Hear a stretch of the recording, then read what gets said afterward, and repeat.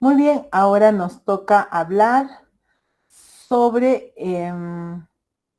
convivencia democrática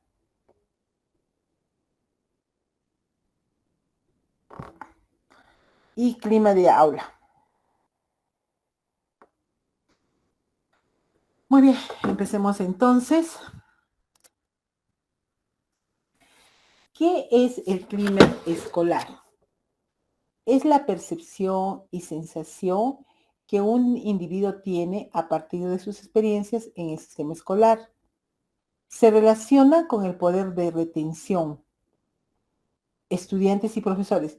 ¿Cómo con el poder de retención? No retener este conocimiento, sino de retenerlo en las aulas, o sea, lo que son los compromisos de gestión, ¿sí?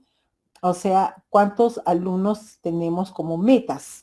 ¿Sí? A eso se refiere, ¿sí? Con ese poder de retención. Entonces, grado de satisfacción y calidad de la educación, lo cual favorecería la enseñanza y el aprendizaje de la comunidad educativa. Entonces, esa percepción, ¿no es cierto?, que un individuo tiene en cuanto a un grado de satisfacción. ¿Qué es el clima escolar? Tiene un precedente que es el clima organizacional, ¿no es cierto? Que eso toda empresa lo tiene, un clima organizacional. Entonces, el clima escolar es pues, viene a partir, o sea, esa definición viene a partir de lo que era un clima organizacional. Pero ¿por qué no? También las escuelas son organizaciones, ¿no es cierto? Entonces, habla sobre ese comportamiento de las personas en un contexto de organizaciones. Y bueno, vuelvo a decir, las instituciones también son organizaciones. Se suele aludir también a la percepción de diversas dimensiones de la vida escolar, como las relaciones interpersonales, la enseñanza, el aprendizaje, el sentido de seguridad, el ambiente de la institución. Ya vamos a posteriormente a ahondar en cada uno de estos temitas que nos están planteando, ¿sí? ¿Qué contribuye a un buen clima escolar? La convivencia escolar democrática, ¿sí? Y la participación. ¿Cómo es eso de una convivencia escolar democrática? ¿Sí? Convivencia escolar, sí, es lo que todos los días nosotros vivimos en las escuelas.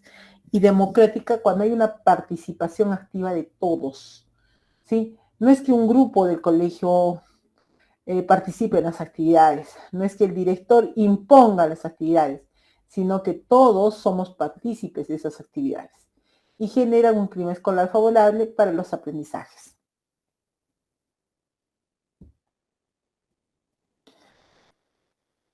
Por su importancia para el logro de aprendizajes, en el marco del buen desempeño directivo, ¿sí? A ver, permítanme, por favor, voy a poner algunos temas que a veces, este es el marco del buen desempeño docente, ¿no? Desempeño docente. También les decía, ¿qué les estaba diciendo? Compromisos de gestión. Compromisos de gestión.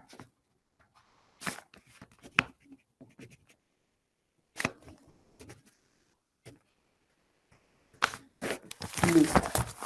Entonces, en el marco del buen desempeño directivo, ¿no? Se plantea la siguiente competencia. Promueve y sostiene la participación democrática de los diversos actores de la institución educativa. ¿Quién promueve y sostiene la participación? El director. El director promueve y sostiene la participación democrática de los diversos actores de la institución educativa y la comunidad a favor de los aprendizajes, así como un clima escolar basado en el respeto mutuo, la colaboración mutua y el reconocimiento a la diversidad. Entonces, el clima escolar, como ven, mmm, tiene dentro del clima escolar la convivencia escolar y la participación. Enmarca, en todo caso, exacto, esa es la palabra, el clima escolar enmarca a la convivencia escolar y la convivencia escolar enmarca a la participación. ¿Ok? Entonces, ahora sí, empezamos con los componentes del clima escolar. Eh, Trisancho, ¿no es cierto?, indica que el clima escolar presenta los siguientes componentes. Características físicas de la institución. Ah, ya, quiere decir de que no solamente el clima escolar es la interacción personal, ¿no es cierto? No, no, no, sino que también hay las características físicas de la institución eh, intervienen, ¿no es cierto?, en optimizar un clima escolar.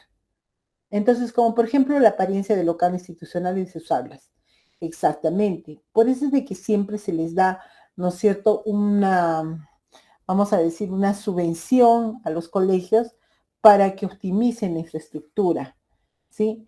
Porque eso, no podemos estar con un local institucional que todo pintado con esos de Melgar, Alianza Lima, la U y no sé quiénes más, ¿no es cierto? Todo escrito, o si no con las paredes, vamos a decir, sucias, o también cayéndose, ¿no es cierto? Todo eso influye, ¿no es cierto? Esa presencia de la institución influye, ¿no?, en el clima escolar. Por supuesto, las aulas también. Por eso un poquito que el trabajo en aulas prefabricadas es un poquito, mm, vamos a decir, incómodo. Si bien se nos da las aulas prefabricadas para solucionar algún problema de infraestructura, pero estas aulas pues son muy calientes cuando hace calor, muy frías cuando hace frío, ¿no es cierto? No tienen la ventilación adecuada, son muy cerradas, en fin. Entonces, no son, vamos a decir, ad hoc, ¿no es cierto?, para el trabajo que se está haciendo. El tamaño de la escuela, siempre cuento eso como especialista de educación, visitaba los colegios particulares, ¿no es cierto?, para hacerles monitoreo y veía que muchos de los colegios particulares eran casas, ¿no es cierto? Y que los cuartos eran aulas. Imposible que un cuarto sea aula, ¿no es cierto?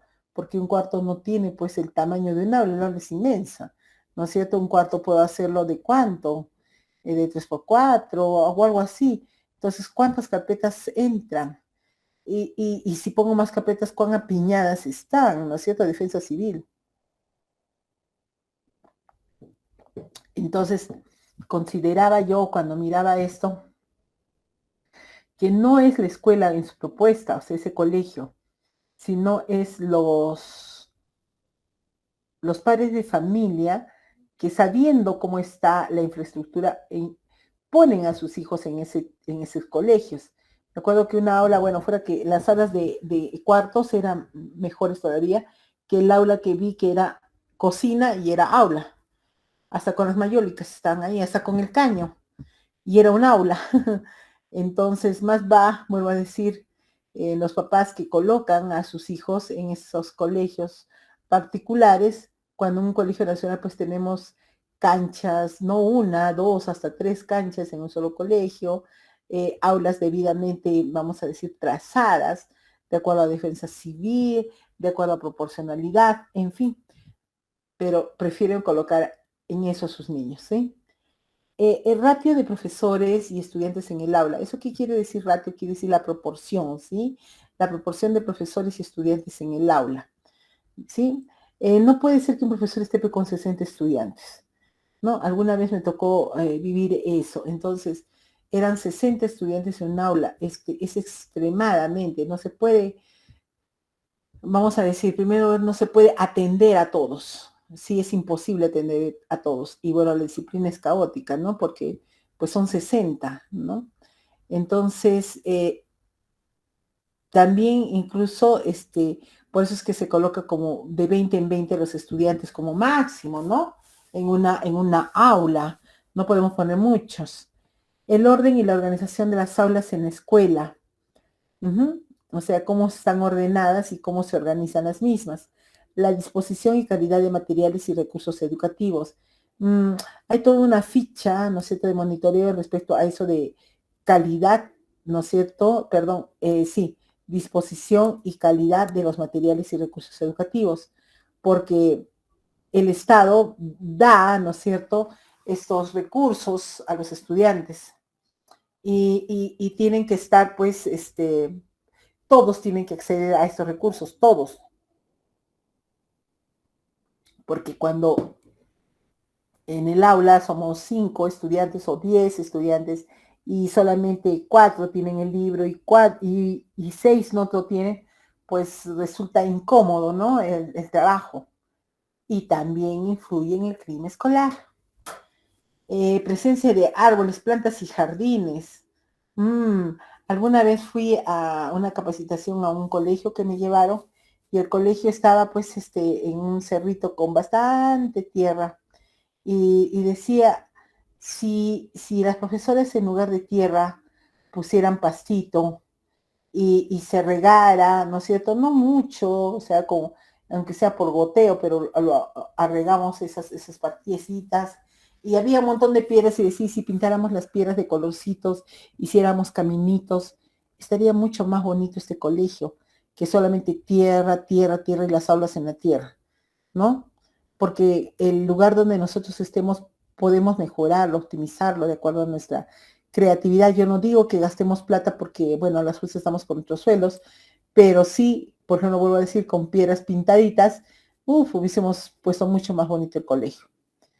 Muy bien, entonces, luminosidad del ambiente, efectivamente, las ventanas abiertas, las puertas abiertas, ¿sí? Limpieza y salubridad de instalaciones. En cuanto a la luminosidad, ahí también me está haciendo recordar en este momento algún salón también que fui a visitar a un colegio, sí era nacional, y el salón estaba recontra con las cortinas, porque tenía cortinas cerradas, la puerta cerrada. Me acuerdo que me tocó el monitoreo, yo bueno, pues toqué, ¿no? Dije, qué raro. Y ahí adentro estaba el profesor con los alumnos haciendo matemática en la oscuridad. Claro, había luz, pero muy poco. Entonces, yo no entendía por qué así. Entonces, el primer lugar que le digo, profesor, por favor, no cierre la puerta, sufro de claustrofobia, me voy a morir. Y después, bueno, la oscuridad, ¿no? Y le decía, por favor, abran las cortinas.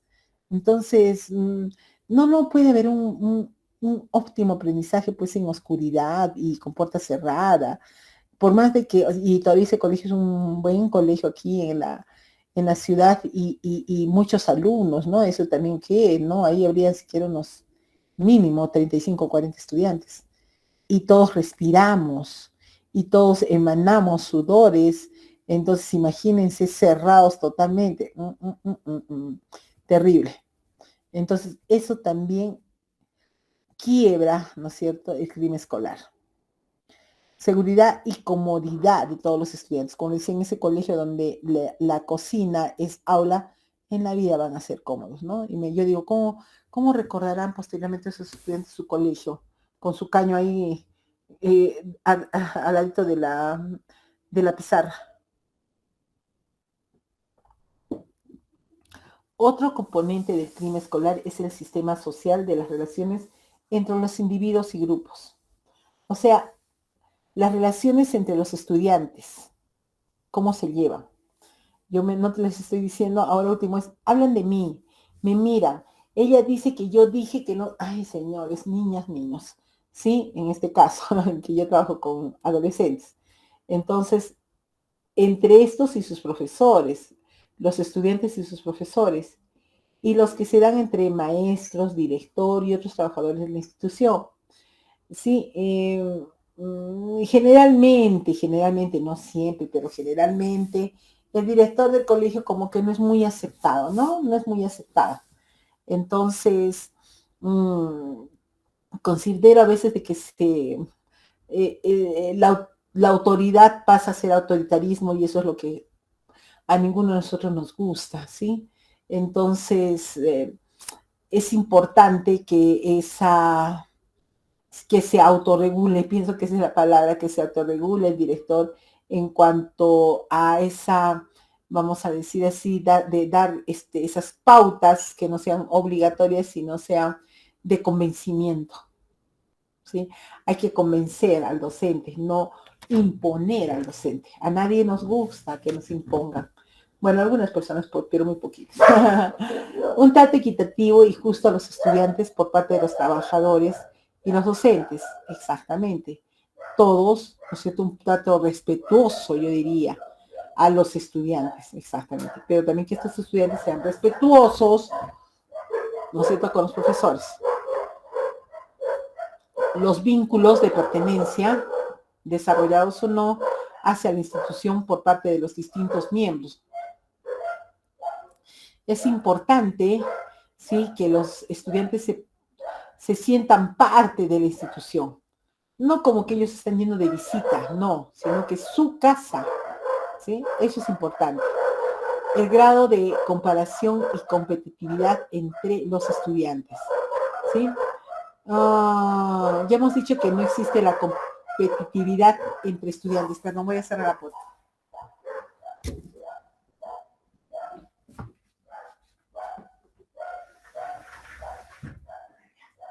Mejor. Ya, listo. No debe haber competitividad entre estudiantes, la competitividad es entre uno mismo. ¿Sí? Uno mismo compite contra uno mismo. O sea, a ver, yo llegué hoy día hasta 16, mañana debo llegar a 18. Uno mismo. No, ay, hoy día llegué a 16, pero la Anita ha llegado a 18. No, no, no, esa Anita, yo la tengo que ganar. No, no existe eso, no existe, no puede ser comparativo. Tiene que ser individual, la competitividad. El grado en que la escuela involucra a padres y madres. Sí, efectivamente debe haber un involucramiento porque ellos son parte, ellos son este, nuestra mano derecha para que funcione todo, ¿no? Esto en educación básica regular. Claro, en educación básica, ¿no es cierto?, alternativa, que es la que nosotros estamos trabajando, pues ahí no hay mamás ni papás, ¿no es cierto? Ellos son los dueños, ¿no?, de su futuro y de los que deciden, ¿no es cierto? Entonces, ese involucramiento de esas personas en las actividades y en las metas de la institución. El grado en el que los estudiantes, profesores y otros trabajadores contribuyen a la toma de decisiones en la institución educativa. Eso sí es un trabajo democrático, eso es un clima democrático, cuando todos contribuyen a la toma de decisiones en la institución educativa. Un componente del clima escolar, hemos dicho, primeramente, las características físicas, el sistema social de relaciones entre individuos y grupos, el sistema de creencias y valores que comparten los integrantes de la institución educativa. ¿Y qué significa eso de sistema de creencias y valores?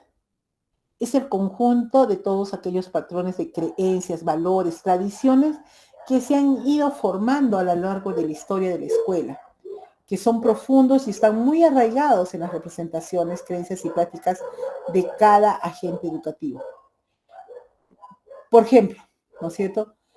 Podemos decir, los reglamentos y normas que regulan la vida comunitaria tienen un reglamento interno, tienen normas, ¿no es cierto?, que se van respetando.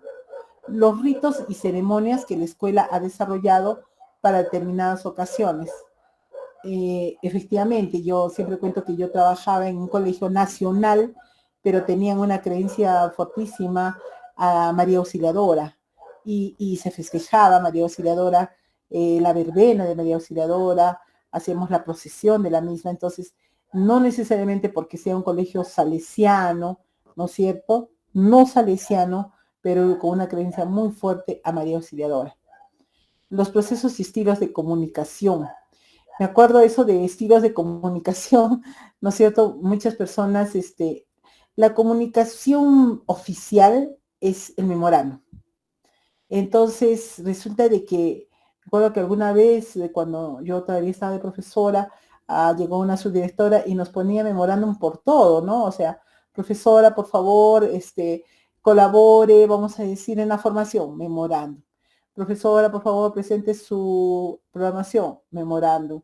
Profesora, el día de hoy vamos a tener una sesión sobre memorándum. Entonces, pero las personas que no estábamos acostumbradas a que nos pongan tanta memorándum en un día, entonces decíamos, ¿qué es esto?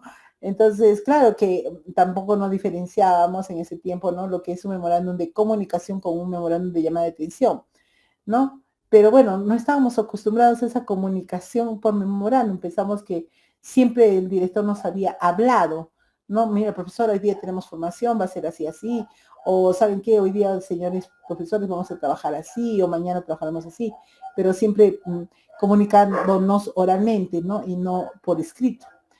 Pero bueno, decimos saber también esa media incomodidad que nos daba. Eh, por eso dice ahí, ¿no es cierto?, los estilos de comunicación.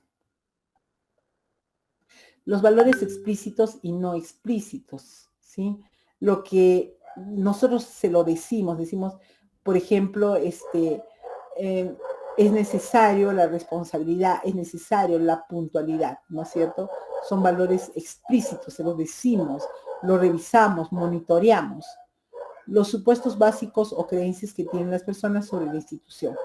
Sí, muchas veces ese teléfono malogrado es increíble, ¿no? Pasa una cosa y se transforma lo que pasó verdaderamente para que boca a boca, ¿no es cierto?, vaya aumentando y distorsionándose la realidad misma.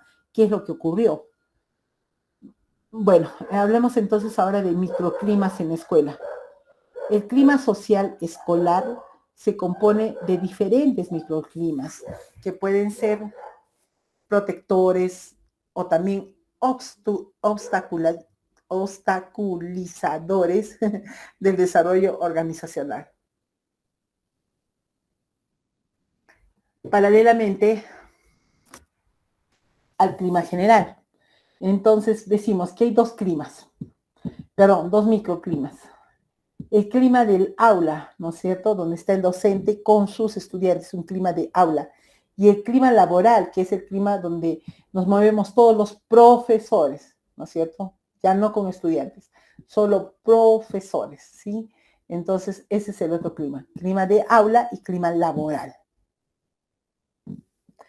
Tipos de clima escolar. También se los paso en este momento para que ustedes repasen esto, ¿sí? Tipos de clima escolar. De tipo explotador.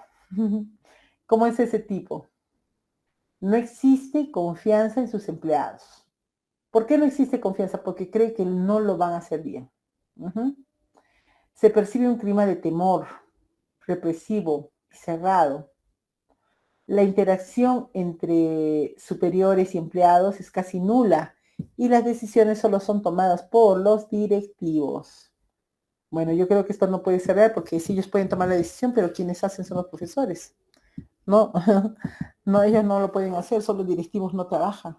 Para que salga alguna actividad son todos trabajamos. De tipo paternalista. De tipo paternalista, pero siempre autoritario. La mayor parte de las decisiones son tomadas por los directivos, quienes tienen una relación con sus empleados como la que existe entre padres e hijos, protegiéndolos, pero no fiándose totalmente de su conducta.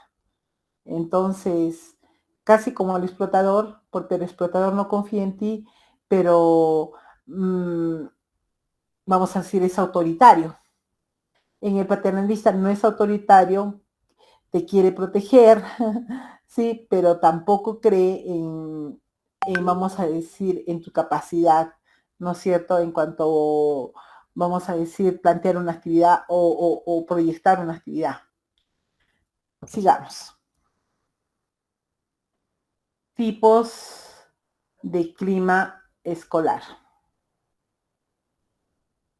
Empezamos con el participativo, de tipo consultivo. Se caracteriza por la confianza que tienen los directivos con los empleados. Existe una interacción fluida entre ambas partes. La estrategia se determina por el equipo directivo. Sin embargo, los trabajadores toman decisiones en su ámbito de acción. Exacto, como les decía, los trabajadores, ¿no es cierto?, participan. No, o sea, los directores pueden decir, ¿no es cierto?, hagamos tal cosa, tal. Mejor dicho, no pueden decir, pueden proponer, pero quienes ejecutan sí o sí son los profesores. Por lo tanto, ellos son parte, ¿no? Parte de las decisiones, porque quienes ejecutan son ellos. Muy bien. De tipo participativo, de participación en grupo. Existe plena confianza en los empleados por parte de la dirección. Tanto la toma de decisiones que persigue la interacción y la comunicación se dan en todos los niveles. Exacto. Entonces, de participación en grupo, el director, las subdirecciones, tienen plena confianza en los docentes que van a ejecutar, por ejemplo, una actividad. Vamos a decir Día de la Madre. Plena confianza. No habría mayor cosas que decir o aportar, ¿sí? Plena confianza. Saben que lo van a hacer bien, saben que van a trabajar muy bien. Y de verdad que sí, o sea, al menos mi persona trabaja así, ¿no? Confío muchísimo en los docentes y de verdad salen unas actividades muy, pero muy, muy, muy, muy bonitas. Ujú. Muy bien, sigamos entonces. Clima escolar democrático.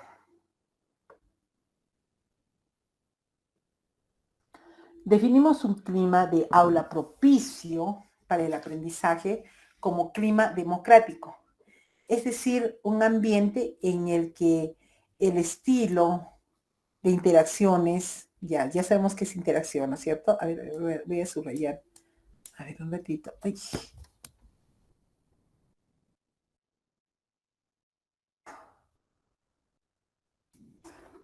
permítame, por favor, un ratito. Quiero mirar. ¿Dónde? Ay,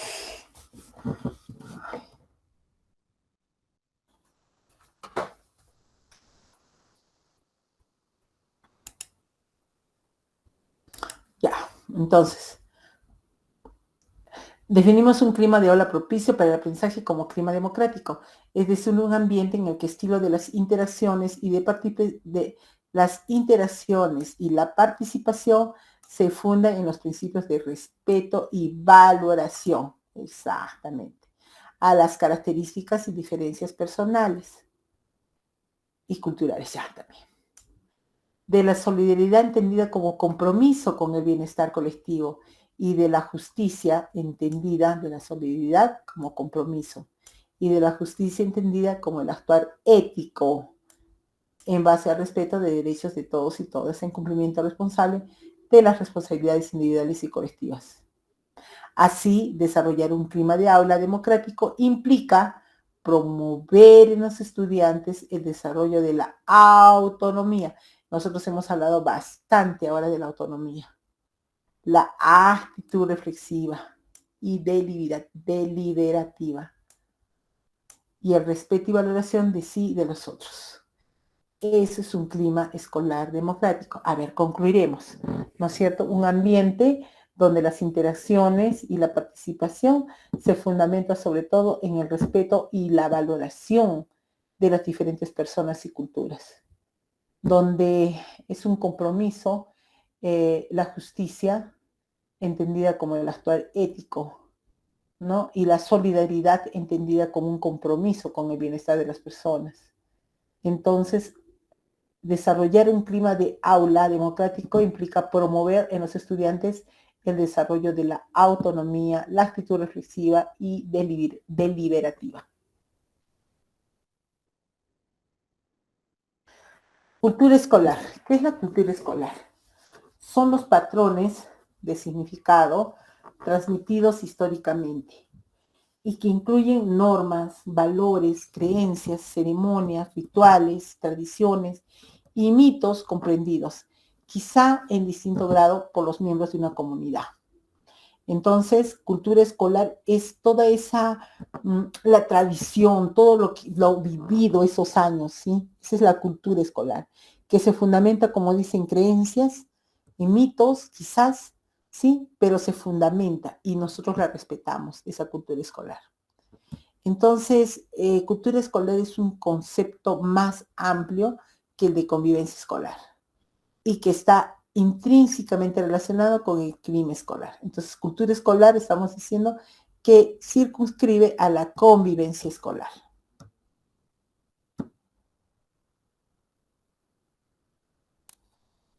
Estrategias del mejoramiento del clima escolar.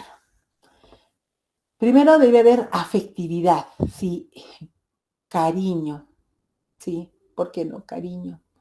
Y relaciones interpersonales de mayor cercanía e intimidad, ¿sí? No, no de lejos mirar a nuestros coleguitas, sino de cerca. Son personas también que necesitan, ¿no? Ahora último, entraba a mi colegio y una profesora me dice, por favor, un abrazo, un abrazo. Y así le digo, ¿y por qué? Le digo, es cumpleaños. No, es que necesito un abrazo el día de hoy. Exactamente, ¿sí? Esas relaciones interpersonales en donde yo pueda pedir un abrazo. Incorporación de las culturas juveniles a la dinámica escolar. Ujú, ellos también vienen con una cultura especial. Bueno, y si es positiva, mm, la atendemos, ¿no es cierto? Sentido de pertenencia a la institución. Ujú. No solamente porque son alumnos, sino también porque son exalumnos. Como yo les digo, eso jamás se les va a quitar, ¿sí? Ser del colegio tal, tal, tal. ¿No es cierto? Nada se les va a quitar. Em, Participación y convivencia democrática, sensación de pertinencia al currículum escolar. Ujú. Quiere decir que trabajamos con el mismo y no como muchos otros colegios, sobre todo los particulares, tienen su propia currícula. Y yo no entiendo eso de la propia currícula porque por ejemplo lleva matemática uno, aritmética uno, aritmética 2, física 3. Nosotros no llevamos así, ¿no? Y entonces los profesores, los padres de familia dicen, sí, mejor, así está bien. Eh, que está bien, que, ¿cómo se llama? Eh, en cuanto vuelvo a decir, a que nos enseñe física uno, física 2, aritmética 3, ¿no? No puede pasar eso en los colegios particulares, porque pertenecen al Ministerio de Educación. Y el Ministerio de Educación tiene una currícula, la cual es una obligación llevarla. ¿M? Y entonces no puedo llevar física 3, física 4, física 2. No, no se puede, ¿sí? Porque pertenecen al Ministerio de Educación. Eh, Sensación de, bueno, está la pertinencia, mejora del autoconcepto académico de los estudiantes. Muy bien, no, no necesariamente, o sea, los estudiantes deben valorar, ¿no es cierto?, esa trayectoria académica que tienen. No, jamás decir que no sirven o que voy a repetir, eso no existe, no existe. Tienen que salir adelante. Nadie se puede dar por vencido, nada que voy a repetir, no, puede optimizar sus tareas. Hasta el último momento puede optimizar sus notas, sus actividades. ¿M? Muy bien. A ver, hagamos un poquito, hablemos un poquito de trabajo colaborativo y trabajo cooperativo. La diferencia. Ahora sí va a ser diferencia con dibujitos. ¿Sí? Por favor, permítame un segundito, voy a traerme agua porque se me ha acabado. Perdón, perdón. A ver, un segundito, por favor.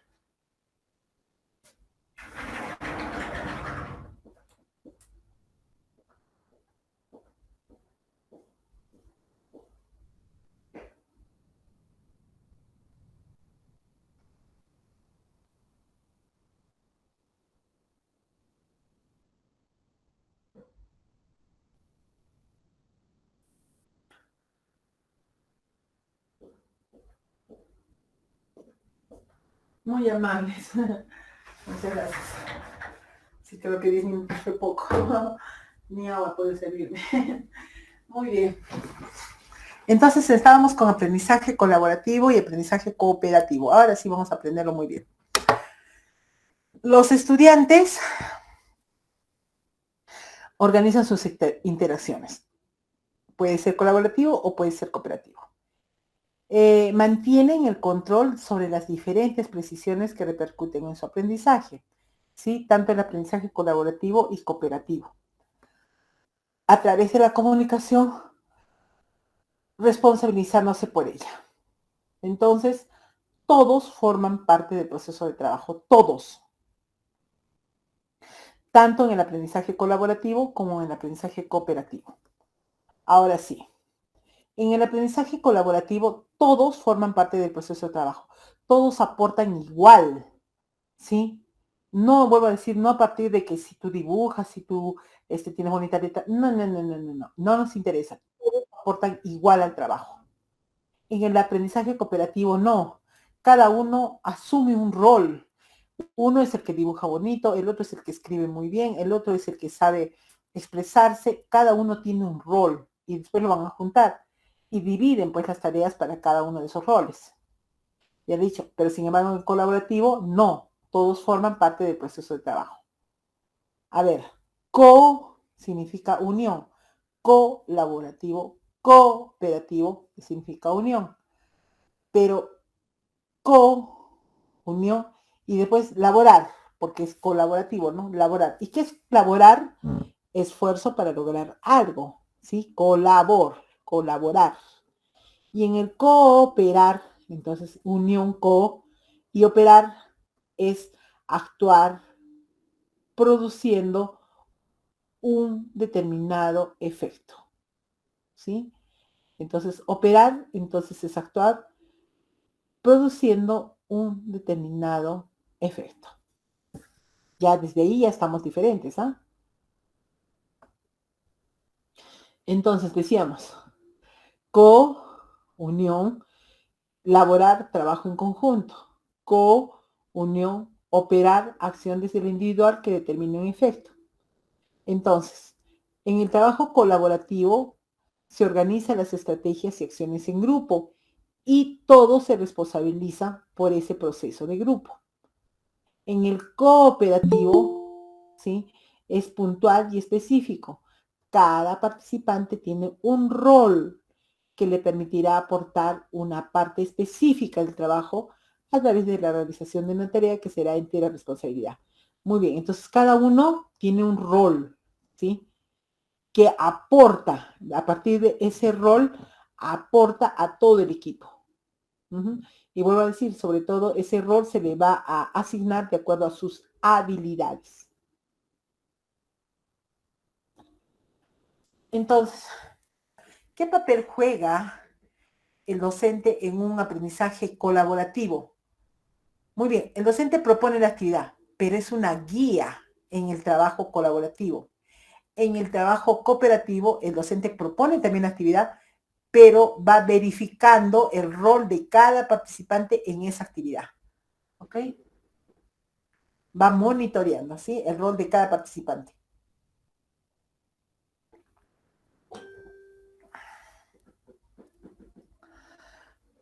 ¿Qué papel juega el docente? Estábamos diciendo, en el colaborativo es una guía.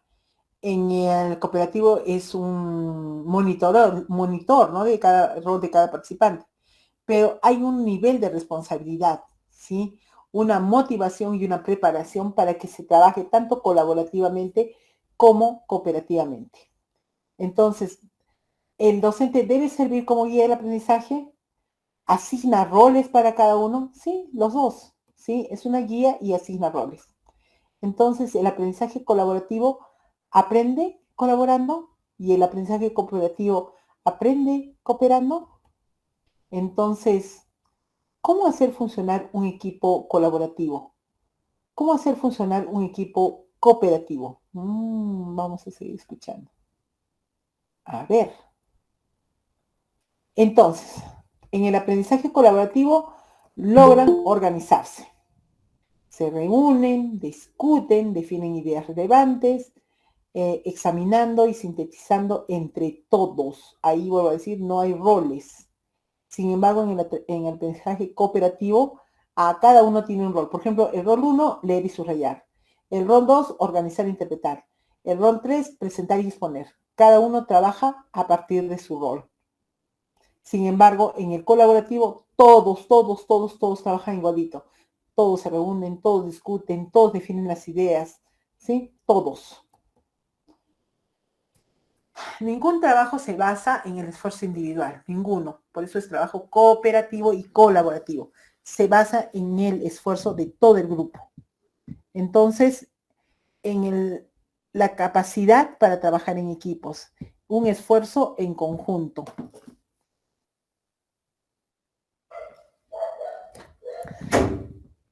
Ay. Listo.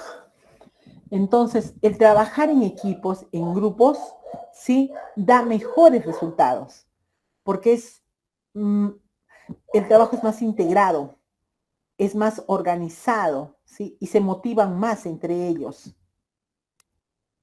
Muy bien, a ver, los voy a leer ahora. Ay, pero me voy a unir porque me salí. Muy bien, entonces, A ver, perdónenme, por favor, voy a unirme. Ay, no tengo el link. ¿Dónde está? Bien, bueno, ya, mientras ustedes. Es una técnica... Ay, esta ya la hemos hecho. No les digo que me paro yo confundiendo. Ay, perdón. A ver. Ya ustedes deberían saber las respuestas. A ver, a ver, a ver.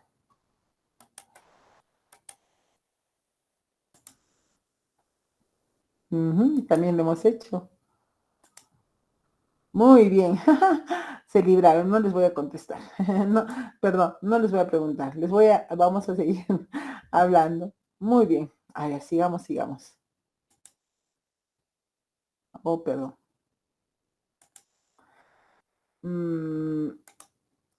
Ya está. Muy bien. Vamos a hablar, esta es la balota de desarrollo cognitivo del estudiante. El autor que habla del desarrollo cognitivo del estudiante es Jean Piaget, ¿ok? Y Jean Piaget habla sobre etapas cognitivas, ¿sí? Porque él es el que habla sobre el desarrollo cognitivo. ¿Y qué nos dice? ¿Sí? Nos dice, a ver, espérense, acá también hay un videíto que creo que mejor lo mira y después lo reafirmamos, lo retroalimentamos, ¿sí? A ver, creo que acá está el link. Sí se los voy a pasar también el link, ¿sí? No me quedo con los links, para mí me parece muy bonito y si ustedes lo miran, perdón, y si ustedes lo leen, acá está. Así como decía, ese videíto del dibujo de la flor, ¿no es cierto? Muy bonito, muy bonito. A ver, un ratito. Ahora de Jean Piaget, ¿ya? A ver, un momentito nomás.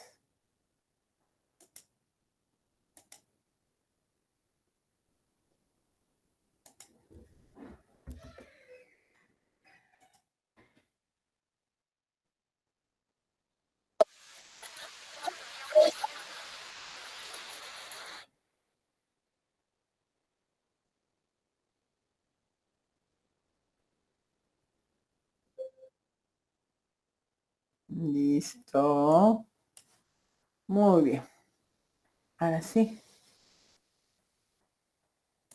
Comparto, por favor, comparto.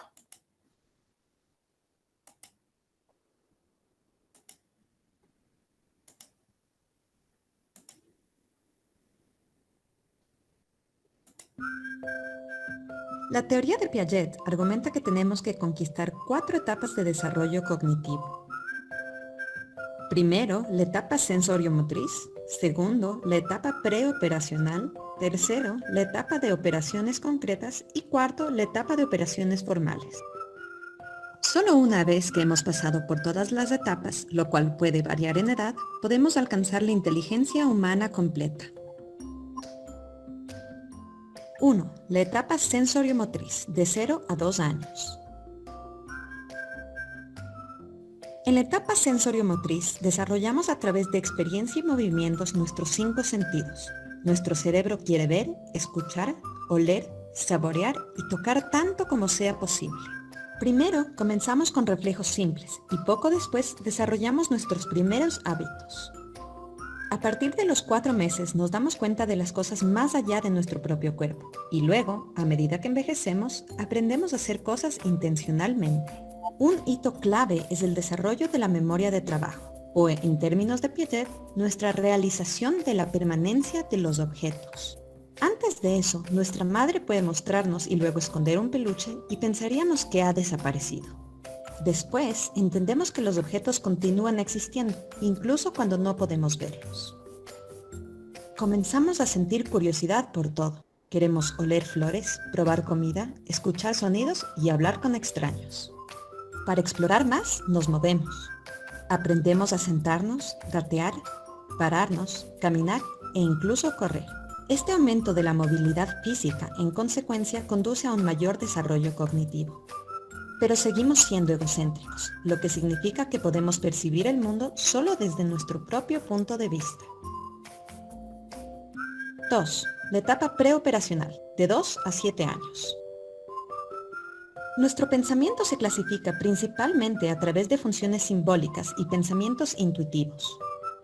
Tenemos muchas fantasías y creemos que los objetos están vivos. Como no somos capaces de aplicar operaciones cognitivas específicas, Piaget llamó a esta etapa preoperacional. Aprendemos a hablar y entender que las palabras, las imágenes y los gestos son símbolos de otras cosas.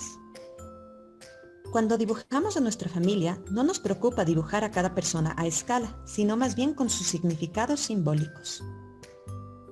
Nos encanta jugar a simular, lo que nos permite experimentar algo nuevo y aprender mucho. Alrededor de los 4 años, la mayoría de nosotros nos volvemos muy curiosos y hacemos muchas preguntas. Queremos saberlo todo. Podemos llamarlo el nacimiento del razonamiento primitivo. Piaget lo llamó la edad intuitiva, porque si bien nos damos cuenta de que tenemos una gran cantidad de conocimiento, no tenemos idea de cómo lo adquirimos. Nuestro pensamiento en esta etapa sigue siendo bastante egocéntrico. Creemos que otros ven el mundo como nosotros y aún no entendemos que lo ven de manera diferente. 3. La etapa de operaciones concretas, de 7 a 11 años. Finalmente descubrimos la lógica y desarrollamos operaciones cognitivas concretas, como ordenar objetos en un cierto orden. Un ejemplo de esto es el razonamiento inductivo, lo que significa que si vemos a alguien comiendo una galleta, podemos sacar una conclusión y luego hacer una generalización. Y ahora tenemos el concepto de conservación. Entendemos que si vertimos jugo de naranja de un vaso normal a uno más alto, la cantidad se mantiene igual. Nuestra hermana menor escogerá el vaso más alto, pensando que ella obtiene más. Por la misma lógica, solo ahora podemos entender que si 3 más 5 es 8, entonces 8 menos 3 debe ser igual a 5. Nuestro cerebro aprende a reorganizar nuestros pensamientos, a clasificar y a construir estructuras mentales operativas concretas. Por ejemplo, ahora sabemos que podemos revertir una acción haciendo lo contrario. Emocionados por nuestras nuevas habilidades mentales, las aplicamos en conversaciones, actividades, cuando aprendemos a escribir y en la escuela. Como resultado, nos conocemos mejor. Comenzamos a comprender que nuestros pensamientos y sentimientos son únicos y no son necesariamente los de los demás. Eso significa que aprendemos a ponernos en los zapatos de otras personas. Cuarto, la etapa de operaciones formales de 12 años en adelante. Una vez que nos convertimos en adolescentes, nos volvemos formalmente operativos. Ahora tenemos la capacidad de pensar más racionalmente sobre conceptos abstractos y eventos hipotéticos. Nuestras habilidades cognitivas avanzadas nos permiten comprender conceptos abstractos como el éxito y el fracaso, el amor y el odio. Formamos una comprensión más profunda de nuestra propia identidad y nuestra moral. Ahora también creemos que entendemos por qué las personas se comportan de la manera que se comportan y como resultado podemos volvernos más compasivos.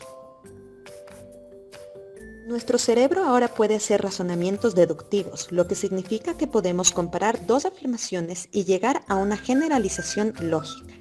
Nuestras nuevas habilidades mentales nos permiten planificar nuestra vida sistemáticamente y priorizar. Y podemos hacer suposiciones sobre eventos que no tienen una relación necesaria con la realidad. Ahora también podemos filosofar y solo pensar en sí mismo. Nuestro nuevo sentido de nuestra identidad ahora también crea pensamientos egocéntricos, y algunos comienzan a ver una audiencia imaginaria observándolos todo el tiempo. Piaget creía en el aprendizaje durante toda la vida, pero insistió en que la etapa operativa formal es la etapa final de nuestro desarrollo cognitivo.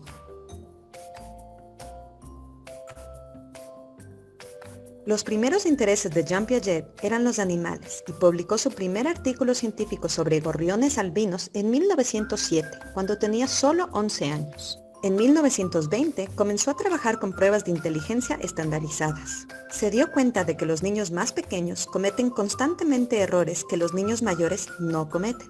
Llegó a la conclusión de que deben pensar de manera diferente y pasó el resto de su vida estudiando el desarrollo intelectual de los niños.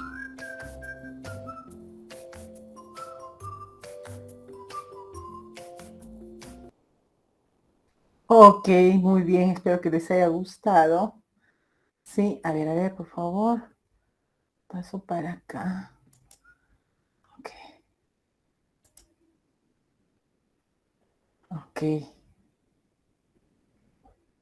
Muy bien. A ver, permítame. Mm, mm.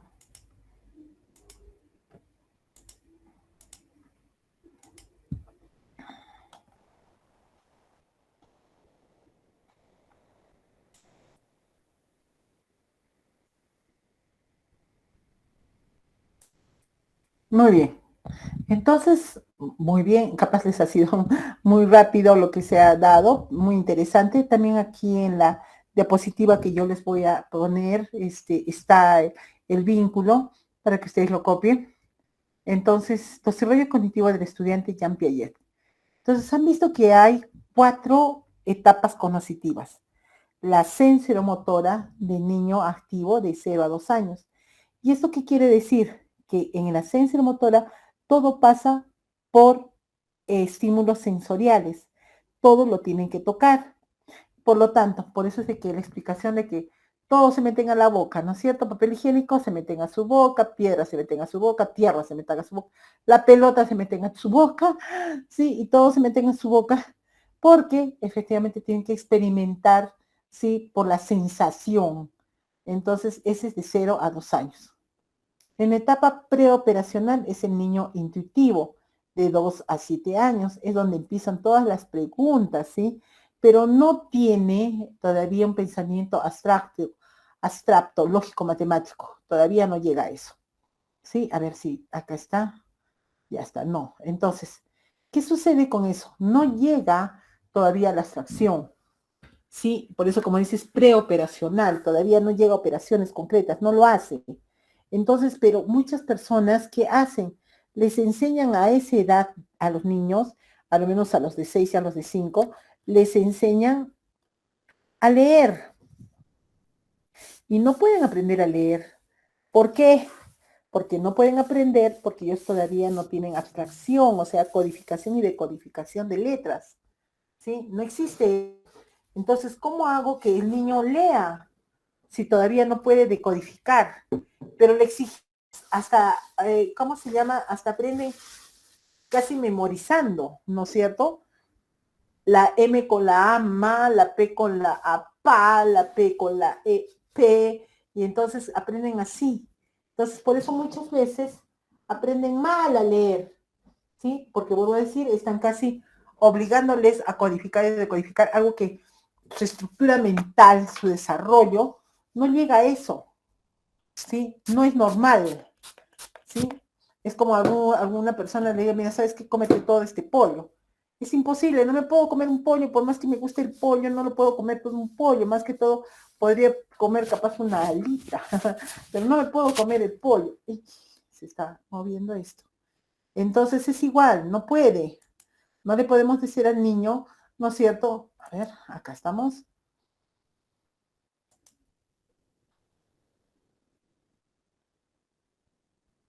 Ujú. Que codifique y decodifique, porque no, vuelvo a decir, no está dentro de sus estructuras. No podemos hacer, y miren, a los 7 años, hace que multipliquen, y ya les he dicho, ¿qué pasa con eso de multiplicación? ¿No es cierto? Es memorización. 3 por 5, 3 por 5, ¿no es cierto? 3 por 5. Entonces, eso es, memorizan, pero no hay que memorizar la multiplicación, hay que entender de dónde sale, no memorizar. Entonces, yo, como digo, siempre explico, ¿no es cierto? ¿Qué pasa con eso? Los trauman a toditos. Y bueno, en mis tiempos era golpe y todavía la profesora, 3 por 5, 7 por 3, pero con una velocidad, y mientras que uno está pensando, a ver, 7 por 3, 7 por 3, ya no, ya le cayó todo el palo encima, ¿no es cierto? O de la mamá o de la profesora.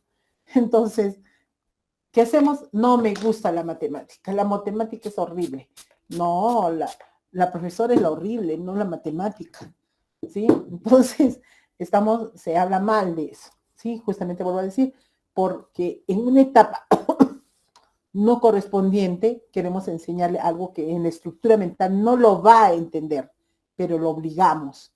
No sé a quién, muchas personas escucho, es que mi hijito ha terminado a los 16 años porque entró a los 5. Pobre niño. no estaba preparado, de 5 años no estaba preparado para un primer grado. No, su estructura mental no estaba para eso. Habrá sufrido muchísimo, ¿no? Y los papás con que, ay, no, que salga así más temprano, más rápido. Yo me acuerdo, y disculpen que hable del caso, pero una mamá decía, no, yo quiero que mi hija a los 15 años ya sea profe, o sea, ya salga su primer año de universidad. Entonces, ¿qué voy a hacer? Que haga primero y segundo en colegio. Tercero, cuarto, quinto lo voy a poner en esos, vamos a decir, antes había, ahora ya no tanto, unos EVAs, ¿no es cierto?, particulares donde decían 2 años en un año, ¿no es cierto? Entonces lo puso ahí. Entonces la niña era buena, pero ahí empezó como a bajar sus notas, ¿sí? Y efectivamente le hizo terminar a los 15 años. A los 15 años le hizo postular, no ingresó, por supuesto que no iba a ingresar, porque vuelvo a decir, su estructura cognitiva no estaba ni siquiera sólida. La volvió a hacer postular, no ingresó, la volvió a hacer postular, no ingresó. Ya, entonces la pongo al Cencico, aunque sea porque ella quería arquitectura, entonces al Cencico. Abandonó el Cencico. Al último, esa niña en este momento es una mujer, tiene 30 y tantos años, no ha estudiado nada, ¿sí? No puede. Yo creo que su mamá hizo el fracaso de la niña. Ujú. Estudió inglés, algo que sí podía un poco, y bueno, se dedica a hacer clases de inglés, ¿no? Entonces, volvemos a que si las etapas, si quemamos etapas, como dicen, entonces no vamos a lograr, ¿no es cierto?, un desarrollo cognitivo real. Etapas, operaciones concretas. Ahora sí, de 7 a 11 años ya el niño ya puede decodificar, codificar, abstraer, ya está, ahora sí. Y mucho más pues de 11 hacia adelante, ¿sí? Como dice etapa de operaciones formales. Es un niño reflexivo, ¿sí? Ya está, ahí sí pueden hacer todo, ¿sí? O sea, decodificar, codificar, abstraer, hipótesis, todo, ya está, todo. Pero vamos a decir, debemos respetar las etapas. En cada etapa se supone que el pensamiento del niño es cualitativamente distinto al de los demás, ¿sí? Según Piaget, el desarrollo cognitivo no solo consiste en cambios cualitativos de los hechos y de las habilidades, sino en transformaciones radicales cómo se organiza el conocimiento. ¿Y por qué digo eso de transformaciones radicales? Porque si en esta etapa, en la 1, sensorimotora, pienso que solamente puedo conocer el mundo a través de tocarlo. En etapa número 2, sabemos que no es necesario tocarlo, ¿sí? Podemos capaz hasta intuir, podemos relacionar y comprender el mundo, y no necesariamente tocándolo. Por eso es que dice aquí, da cambios cualitativos de los hechos. Una vez que el niño entra en una etapa, no retrocede, ¿sí? No retrocede. No es que si pasa a la etapa 2, algún momento puede retroceder a la etapa 1. No, no retrocede. Si pasa a la etapa 3, ya no puede retroceder a la 1, no puede, ¿sí? Siempre va a ir avanzando. Pero también sabe, si está en la etapa 3, que sabe que puede realizar operaciones concretas, como digo, suma, resta, multiplicación, división, sí puede, ¿sí? También sabe que algunas cosas puede conocerlas mediante el tacto, ¿sí? Que algunas cosas las puede reconocer a través de relaciones, ¿sí? Sí puede, ¿sí? También pasa. Piaget propuso que el desarrollo cognitivo sigue una secuencia invariable, es decir, todos los niños pasan por esas etapas, ¿sí? Todos los niños pasan por esas etapas. Hay siempre diferencias, no decimos que no, ¿sí? Siempre habrá diferencias, pero generalmente todos pasamos esas etapas en las edades que nos ha dicho Piaget. El desarrollo como cambio de las estructuras del conocimiento. Piaget pensaba que todos, incluso los niños, comienzan a organizar el conocimiento del mundo en lo que llamó esquemas. Esa organización del mundo es a través de esquemas. ¿Y qué son los esquemas según Piaget? Son conjuntos de acciones físicas, operaciones mentales, ¿sí?, de conceptos y teorías con las cuales organizamos y adquirimos información sobre el mundo. ¿Sí? A través de esquemas. Organizamos y adquirimos información sobre el mundo. El niño de corta edad conoce su mundo a través de las acciones físicas que realiza, ¿no? El niño de corta edad lo que hace, conoce el mundo a través de sensaciones, ya les he dicho, su boquita, su manito, ¿sí? Y mientras que los de mayor edad pueden realizar operaciones mentales, ¿no? Usar símbolos, el lenguaje. Uf. A medida que el niño va pasando por las etapas, mejora su capacidad de emplear esquemas complejos y abstractos que le permite organizar su conocimiento. El desarrollo cognitivo no consiste tan solo en construir nuevos esquemas, sino en reorganizar y diferenciar los existentes. Entonces, volvemos a decirles, ¿qué son los esquemas? Porque ya Piaget dice que, o sea, lo que sucede es que se van haciendo esquemas, ¿sí? Entonces, como dice, son acciones, un conjunto de acciones físicas, operaciones mentales, ¿no? Con las cuales organizamos y adquirimos información sobre el mundo. Principios del desarrollo. ¿Qué nos habla Piaget? Nos habla de dos principios básicos, la organización y la adaptación. ¿Listo? ¿Qué significa con eso de organización? Que de acuerdo con Piaget es una predisposición innata en todas las especies. Conforme el niño va madurando, integra los patrones físicos simples o esquemas mentales a sistemas más complejos. ¿Qué es lo que quiere decir? Como va creciendo, va madurando el niño, entonces va integrando a su estructura mental, ¿no es cierto?, mayores esquemas, ¿sí? Esquemas más complejos. Vamos a decir, su esquema al principio era, vuelvo a decir, pelota. Ah, pelota, muy bien. Esa pelota que es redonda, ya les he dicho, con rojo, amarillo y azul y que botea y es grande. Hasta ahí su esquema mental. Pero después, posteriormente, puede decir, ay, mira, hay pelotas de ping-pong, pelotas de básquet, pelotas de vóley, pelotas de frontón, hay, en fin, hay variedad de pelotas. Entonces, ¿qué hace con eso? Su esquema mental de pelota varía. No solamente es la roja con blanco, con amarillo y grandaza. No, su esquema mental ahora dice, variedad de pelotas. ¿Sí? Y todas se llaman pelotas, pero son diferentes, unas son duras, otras blanditas, unas de cuero, otras de plástico. Entonces organiza, tiene otros esquemas mentales, reorganiza su esquema mental. Y la adaptación. Para Piaget, todos los organismos nacen con la capacidad de ajustar sus estructuras mentales o conducta a las exigencias del ambiente. ¿Qué quiere decir esto?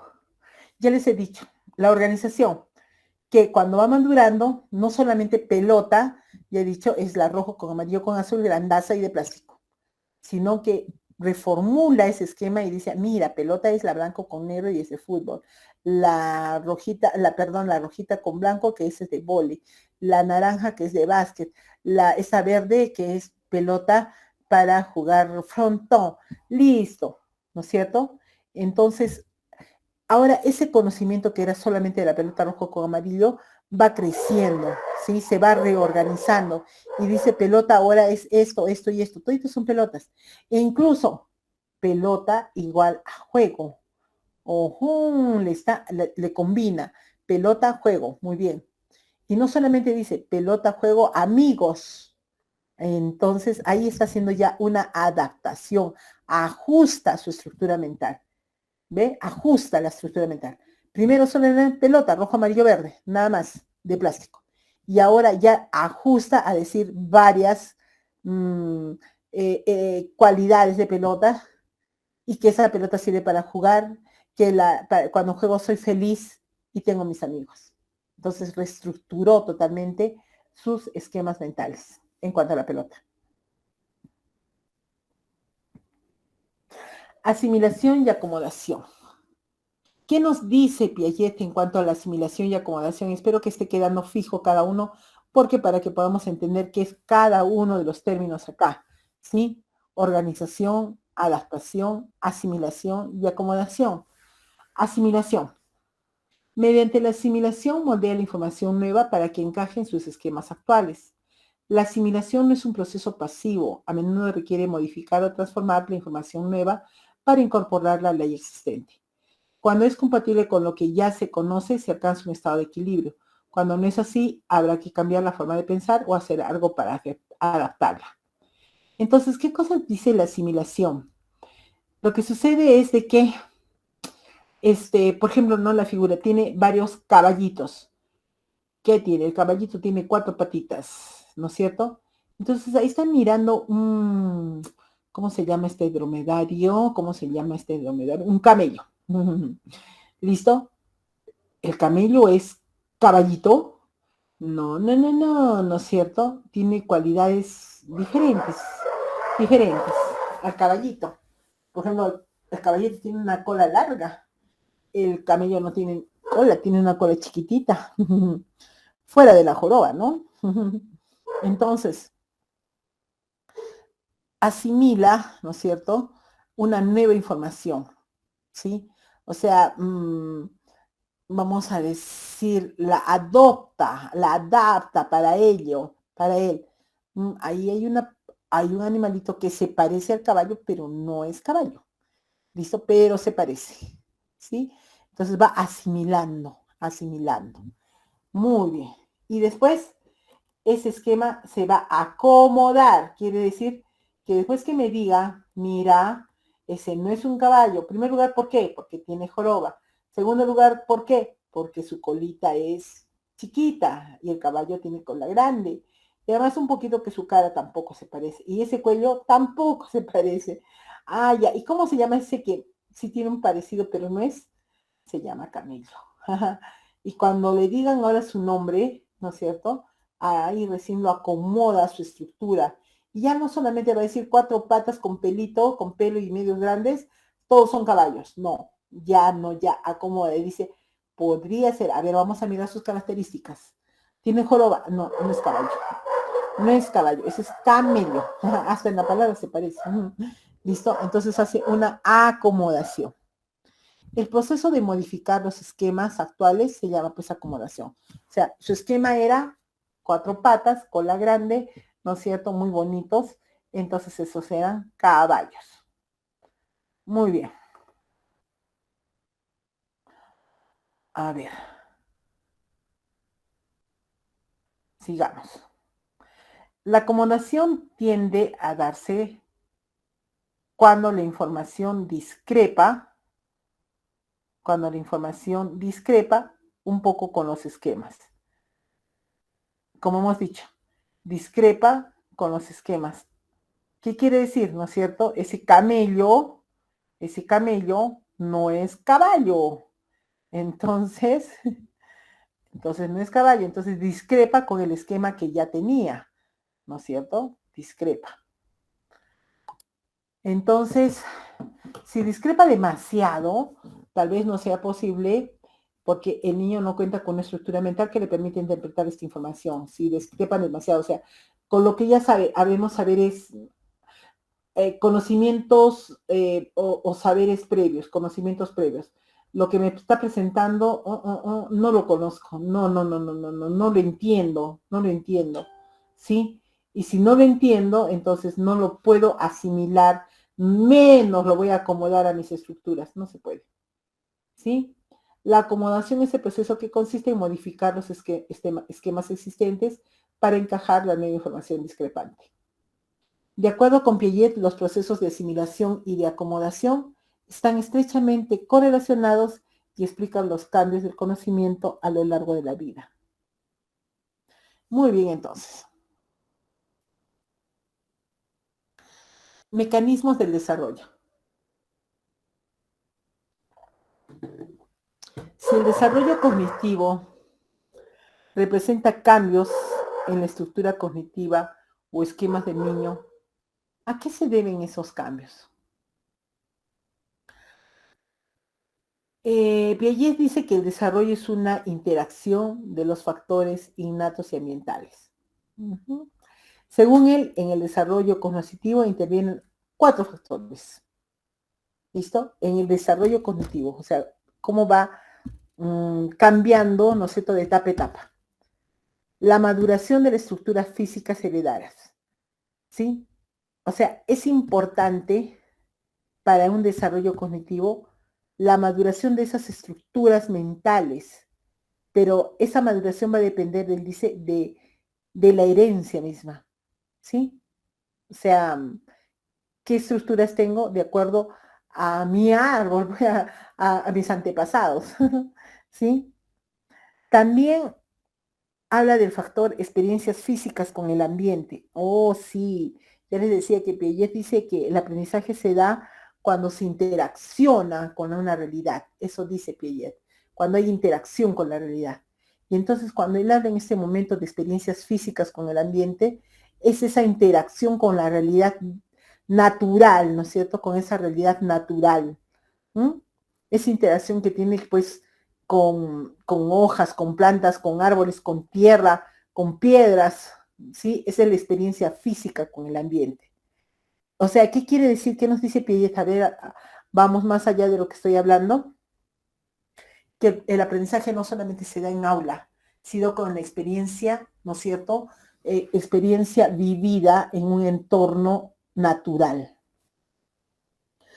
Eh, También interviene, ¿no es cierto?, el factor de transmisión social de información y de conocimientos. Cuando ustedes miran un niño muy hábil, habla muy bien, parecen viejitos, chiquitos, o cuando un adulto de nosotros, de nuestro EVA, tiene una información cuando a veces, wow, decimos, él parece profesor. Qué bien que habla este señor caballero. Entonces, ¿qué cosa sucede? Es porque ese señor tiene mucha información. Y cuando tiene bastante información, ha habido esa transmisión en cuanto a la información y de conocimientos, entonces tiene un desarrollo cognitivo mayor, ¿sí? Porque tiene bastante información. Y bueno, en el equilibrio después vamos a hablar sobre el equilibrio. Aquí está el equilibrio solito. El equilibrio es un concepto original en la teoría de Piaget y designa la tendencia innata del ser humano a mantener en equilibrio sus estructuras cognitivas, aplicando para ello los procesos de asimilación y acomodación. Uh-huh. Entonces, procesos de asimilación y acomodación. Volvemos a repetir, ¿en qué estábamos? Que es asimilación, ¿no es cierto? La asimilación es el proceso que consiste en moldear activamente la nueva información para encajarla a los esquemas existentes. La modela para que encaje a los esquemas que ya sabe. Después, ¿cuál era la otra que me decía? Y, a ver, equilibrio, ¿no es cierto? Hablaba de signo de decisiones de mantener en equilibrio sus estructuras cognitivas, aplicando por ello los procesos de asimilación y acomodación. Ya asimilación, ya hemos dicho, y acomodación quiere decir que ya va a ser parte, ese concepto nuevo, como por ejemplo camello, va a ser parte de mi nueva estructura mental. Piaget sostuvo que los estados de desequilibrio son tan intrínsecamente insatisfactorios que nos sentimos impulsados a modificar nuestras estructuras cognitivas con tal de restaurar el equilibrio. Uh-huh. Estados de desequilibrio. Un estado de desequilibrio es pues ¿qué decíamos? La disonancia cognitiva o el conflicto cognitivo, ¿no es cierto? Ese es una, vamos a decir, un desequilibrio, ¿no es cierto? Una forma de enseñanza donde no concluye, ¿no? Sino que nos da una pregunta que no podemos resolver y necesitamos que al término de la sesión recién va a ser resuelta. No es necesario que la profesora diga, esta es la respuesta, sino que nosotros vamos dándonos cuenta. Entonces, dice, así pues en su teoría es una forma de conservar la organización y la estabilidad del entorno. Además, a través del proceso de equilibrio, alcanzamos un nivel superior de función mental. Uh-huh. O sea, nosotros, nuestros alumnos, pasamos de asimilar, ¿no es cierto? A ver, de asimilar, ¿no es cierto? como hemos dicho, moldea para poderlo encajar a nuestra estructura mental. Una vez encajado, lo acomoda, o sea, ya es parte de nuestra estructura. Después de eso hace un equilibrio, ¿no es cierto? Porque no puede estar desequilibrado, como le decía, como el conflicto cognitivo. Tenemos que dar respuesta. Una vez que hemos dado respuesta, se equilibra, pues, se equilibra, ¿sí? Muy bien, tenemos etapas del desarrollo. En primer lugar, la secuencia de aparición de las etapas es invariante. Ujú. O sea, esas etapas que hemos dicho, a ver, acá, es invariante, ¿sí? Todos casi cumplimos esas etapas, de 0 a 2, de 2 a 7, de 7 a 11 y de 11 hacia adelante. Todos cumplimos esas etapas en esas edades. ¿Listo? Muy bien. A ver, ay, ya está. Ah, no. La secuencia de aparición de las etapas es invariante. No es. Esto es, los estadios siguen un orden fijo determinado. No obstante, las personas avanzan a un distinto ritmo. Es decir, se producen fluctuaciones en cuanto a la edad de su aparición y no todos los individuos alcanzan las etapas finales. ¿Sí? Es invariante de 7, perdón, de 2 a 7 años, de siete a 11 y de 11 a más, ¿no es cierto? Y bueno, la preoperacional todavía, la del niño. Entonces, todas, ¿sí? A todas las personas avanzan a ese ritmo, a esa edad.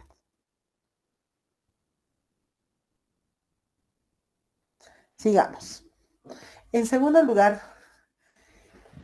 existe una estructura de conjunto característica de cada estadio.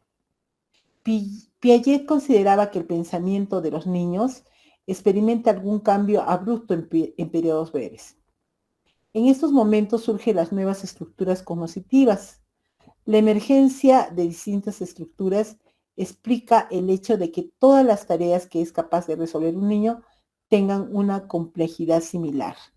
Lo importante aquí es que la estructura, ¿no es cierto?, de cada estudiante, si bien va variando un poquito, pero vamos a decir, se cumple mm, en las etapas, en las edades que habla Piaget, se cumple.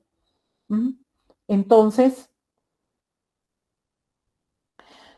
eh, también la asimilación en las estructuras, ¿no es cierto? El cambio de estructuras también, ¿no es cierto? Está dándose de acuerdo a esas etapas que nos da Piaget.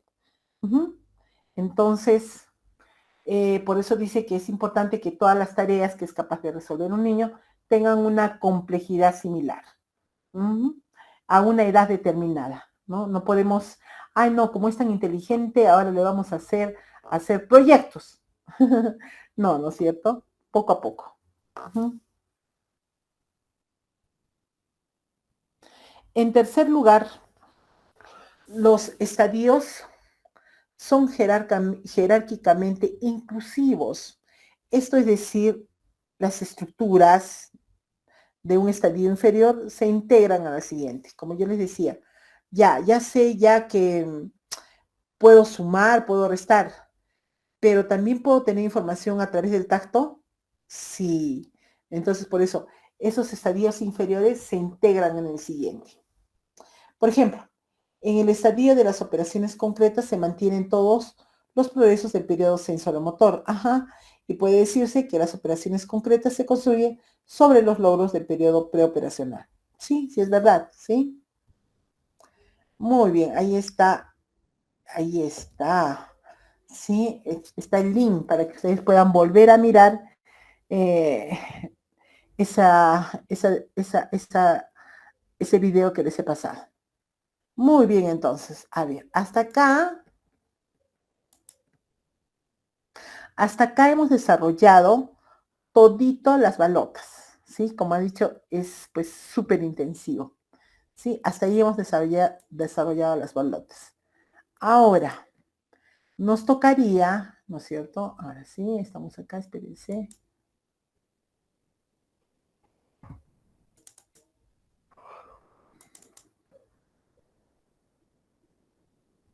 Muy bien. Entonces, nos tocaría el módulo 2, Pero como dice, el módulo 2 empieza la siguiente semana. Pero para que ustedes vayan, vamos viendo qué vamos a enseñar pues en el módulo 2. Es importante que ustedes sepan y hasta ahora hemos hablado, vuelvo a decir, todo lo que es la teoría, los conocimientos pedagógicos, vamos a decir, en los que se basa, ¿sí? En los que se basa nuestra, vamos a decir, nuestra labor educativa. Pero ahora vamos a hablar sobre esos fundamentos en los que trabajamos un día a día, ¿sí? Y vuelvo a decir, para que ustedes sepan sobre qué vamos a hablar en este módulo 2 y se puedan inscribir, pero sabiendo en sí qué vamos a trabajar, ¿no? Que no sea una sorpresita.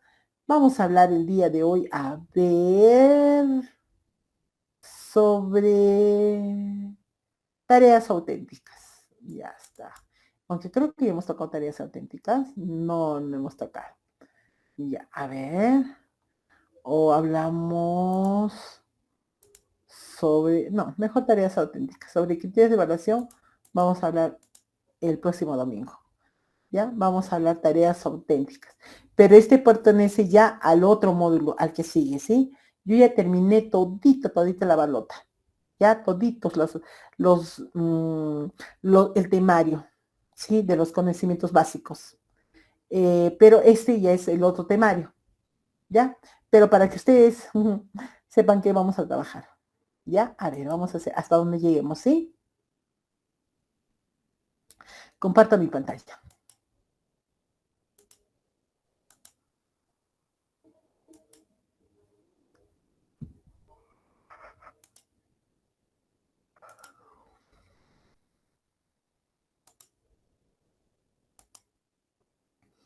Muy bien.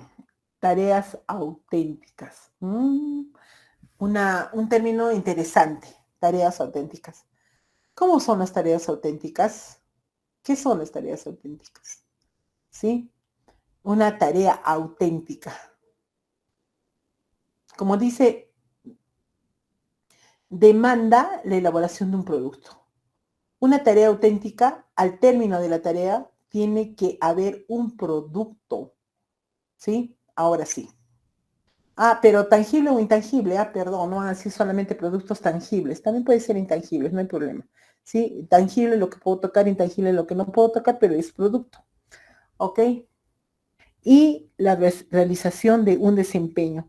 La tarea auténtica se basa pues en el desarrollo de desempeños. Y esa es nuestra labor. ¿Qué tenemos en la programación curricular? Desempeños, ¿no es cierto? Y nosotros, a ver, ¿cómo se llamaría esto? Priorizamos desempeños, ¿sí? ¿Qué desempeños vamos a trabajar? Seleccionamos desempeños, si es que quieren la palabra. Muy bien, sigamos.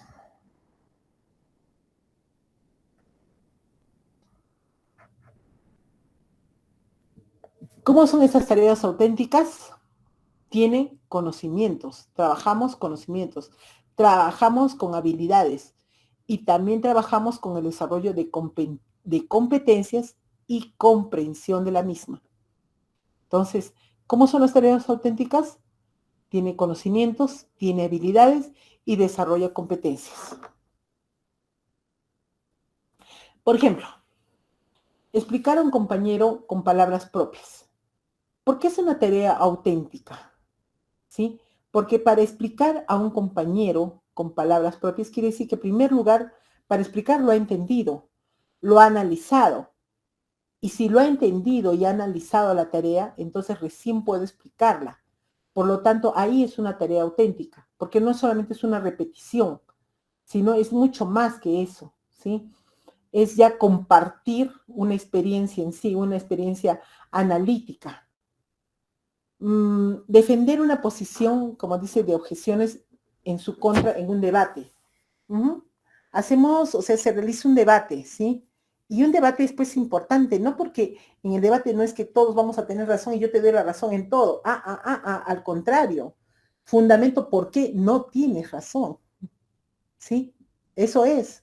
Fundamento por qué el estudiante no tiene razón, por esto, por esto. Pero para fundamentar ¿Qué necesito? Información, mucha información, ¿sí?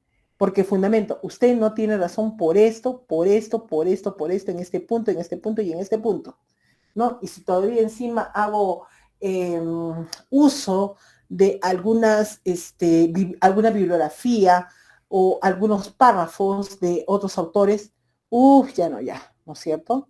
Entonces, eso es una tarea auténtica. Diseñar un objeto tecnológico con un propósito definido, creatividad, innovación, análisis, ¿sí? Eso es. Por eso es una tarea auténtica. Interpretar una danza no mostrando que sabe ejecutar pasos, exacto, porque la danza no solamente es la ejecución perfecta de pasos. Llegamos a la danza y decimos la danza, ya, la coreografía, sí me sé la coreografía, los pasos, me sé los pasos, pero va más allá de eso, va de por qué la bailo, por qué sí me gusta esa música folclórica, ¿por qué si está cantado en quechua? ¿Qué dice el quechua? ¿Por qué vamos a decir, en ese momento bailaban ellos? Por ejemplo, en el momento de la cosecha. Hay una danza que se llama cosecha de arroces, que no me equivoco. Qué interesante, bonita. Hay una sobre la pesca del camarón aquí en Arequipa. ¿Sí? Interesante porque habla sobre las vivencias de una población y bailan a partir de eso. Entonces, no solamente, como dice, es ahí saber los pasos, saber la coreografía, sino va mucho más allá que eso. Eso es una tarea auténtica. Entonces, las tareas auténticas integran enseñanza y evaluación. Son sumamente colaborativas, y hemos dicho colaborativas porque todos aportan. Las tareas auténticas integran competencias de diferentes áreas y disciplinas, ¿sí? No solamente una. Aplicación y un ejemplo de esa integración de competencias, áreas y disciplinas, perdón, ¿sí? Por ejemplo, estoy hablando de la danza. Estoy hablando según folclore, les decía, por ejemplo, cosecha de arroz o ¿cómo se llama? La pesca del camarón, ¿sí? Entonces, podemos relacionarlo, ese folclore, con DPCC, o DPC, perdón, o podemos relacionarlo con, con arte está relacionado, con DPC, por lo que es la parte de historia, ¿no es cierto? Podríamos interpretar, o sea, cómo es la vivencia y la historia de nuestros pueblos, ¿no es cierto? Entonces, va más allá, como le decimos, solamente de pasos y coreografía, como generalmente solo se trabaja. Aplicación de las tecnologías de información y comunicación. Esa es una tarea auténtica. Caracterización de las actividades auténticas. Las actividades auténticas son realistas. Emulan del modo más cercano posible la realidad, ¿sí? Como hemos visto acá están, por ejemplo, estas son, ¿sí? Vamos a decir, efectivamente, son realistas, ¿sí? Son realistas. Cuando defienden sus objeciones en contra de un debate o diseñan un objeto tecnológico, o sea, parte de cuestiones reales, ¿sí? Las actividades auténticas tienden un puente entre la escuela y la vida fuera de ella. Les decía, ¿no es cierto? ¿Qué nos dice Piaget? Que tiene el estudiante que está en interacción permanente con su medio. Pero que esto que no sean solo palabras, interacción permanente con su medio, sino así como están mirando desde niños, ¿no es cierto?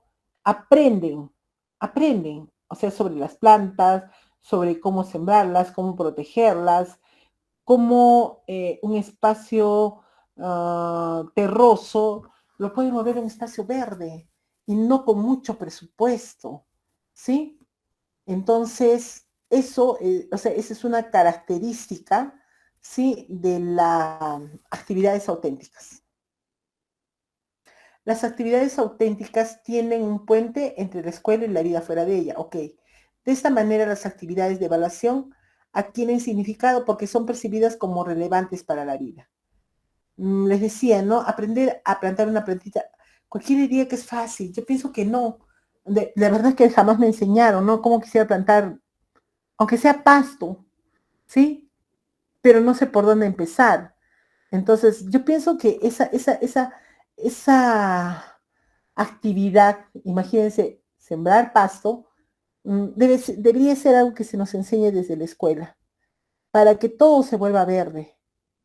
Plantar un árbol, una planta, debe ser una actividad que a todos se nos proponga, una actividad auténtica, porque así aprenderíamos, ¿no es cierto?, todos nosotros a plantar árboles, a plantar pastito, y entonces todas nuestras áreas circundantes van a ser verdes.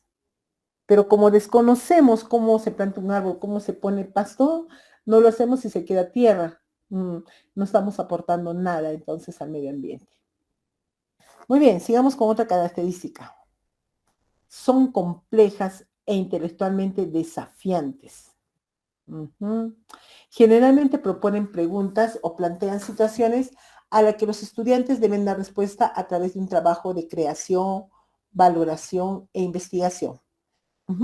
No necesariamente, o sea, se propone preguntas, se plantea situaciones como por ejemplo a una asignación o un ensayo, ¿no es cierto? Para que el estudiante dé respuesta, ¿no es cierto? Pero no solamente es control C y control V del Google, ¿no? Ponen en el Google, copian y lo pegan. No, nosotros los profesores que ya sabemos que pasa eso, ¿no es cierto? No pidamos que nos traigan esa información, pidamos que nos traigan el procesamiento de esa información. No necesito que lo copien, necesito que lo interpreten. Como dice, no alcanza con recordar y aplicar conceptos o procedimientos. Es más que recordar y aplicar. Muchas veces requieren de algún tipo de colaboración y trabajo en equipo. ¿Sí? Las tareas auténticas. De algún tipo, como dice, de colaboración de otras personas, ¿no es cierto?, que dominen más, ¿no es cierto? Y trabajo siempre en equipo. No las actividades intelectualmente desafiantes no evalúan conocimientos aislados, ¿sí? No, sino va a evaluar, en primer lugar, la respuesta colectiva, ¿no es cierto?, en el aporte mismo de todo el grupo.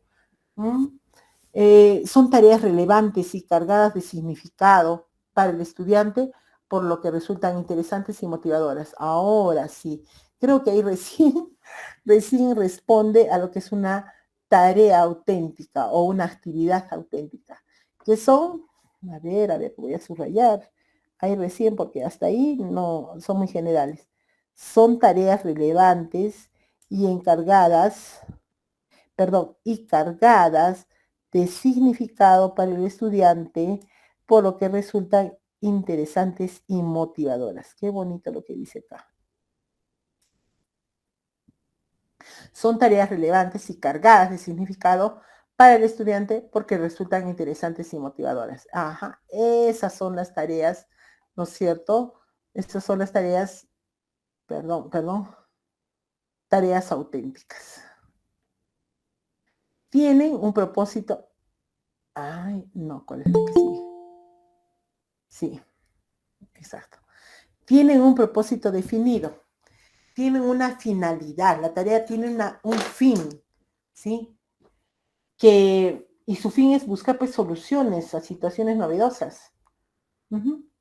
Generalmente se propone alcanzar un producto que realmente alguien necesita o puede necesitar en alguna situación concreta. El otro día estaba lleno de jurado para los trabajos que iban a ir a Crea y Emprende, y entonces el profesor era de cómputo. Y me pareció, interesantísimo las propuestas que tenía. Y, por ejemplo, una era como un avatar, ¿no? O sea, para que nos identifiquemos, por ejemplo, Berta Larico. Entonces, ¿cómo se identifica? Bueno, la forma de mi rostro, fuera del rostro, la forma de vestirme, ¿no es cierto? O si tengo lentes o no. Entonces, para que sea como una foto, mi avatar sea una foto. Esa era una propuesta. Otra propuesta interesante fue que hicieron como videojuegos. Ujú. Pero sabemos que todo eso se puede trabajar, no solamente es diseño, sino es programación. Que vamos a decir que trabajen, ¿no es cierto?, un software para que ellos hagan un juego, ¿no es cierto? Yo diría que es recontra complejo, pero sin embargo en ese momento sí lo hacía. Y lo último que vi presentado es el teléfono cuando recibe, ¿no? O sea, instrucciones, ¿no? Cuando te dice, muy buenas tardes, soy Amanda. ¿Listo? El día de hoy, ¿qué vamos a hacer? El día de hoy tiene una reunión usted con tal, a la hora tal, con tal, ¿no es cierto? Interesante, interesante. Pero iba esto. Dice, requiere buscar soluciones a situaciones novedosas. De esos 3 proyectos que les he dicho, y eso es lo que preguntó el profesor, me decía, ¿cuál de los 3 compraría usted? ¿El avatar? ¿Ese como robot de celular? Que me va a decir, por ejemplo, qué actividades tengo el día de hoy programadas, o ese videojuego. Entonces, bueno, a mí me pareció interesante el robocito.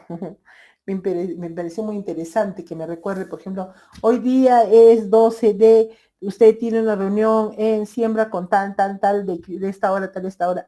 Sería interesantísimo. Yo lo compraría. Entonces, eso que les estoy diciendo son productos de tareas auténticas. El robocito, ¿qué les estaba diciendo? El robocito, el avatar, ¿no es cierto? Y el juego. ¿Mm? Bueno, el ejemplo no se los voy a poner porque esto no... a ver, ¿qué estoy haciendo? Ay. Ay.